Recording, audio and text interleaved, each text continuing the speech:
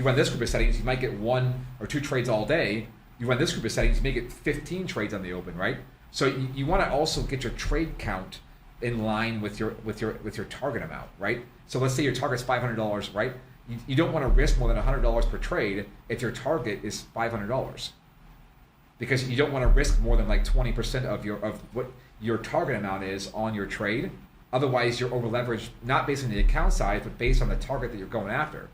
So let's say you risk 100. And I think that's where most people in general get it wrong. So be specific with that again. Yeah. So there's the percentage of your account in total, right? Okay. But if your target, you should only risk X% of your target amount per trade on the session, which should be no more than 20%. Okay. So 10 would be even better, but 20% is okay. So 10 to 20%. So let's say your target is 1,000.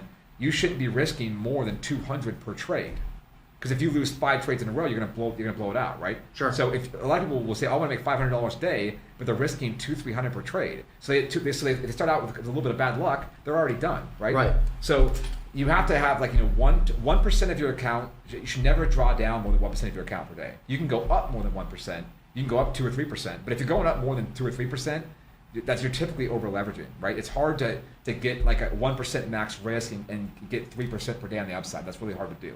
So typically you're going to go for like 1 to 1.5, 2. So no more than 1% drawdown.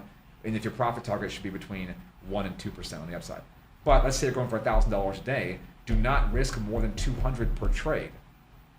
If you're risking 300 or 400 per trade, you're going to blow out from that angle, from the risk per position per trade. So you're risking X% of your account, but that percent of your account needs to be broken down into risk per trade as well. Yes. So if you're going for 500 a day, don't risk more than $100 per trade. If you're going for 1,000 a day, don't risk more than 200. Now, obviously, you can play with these numbers a little bit, but these are great starting points. Sure. And that's another common way to. So they say, okay, my risk is 500 per day. But what's your risk per trade?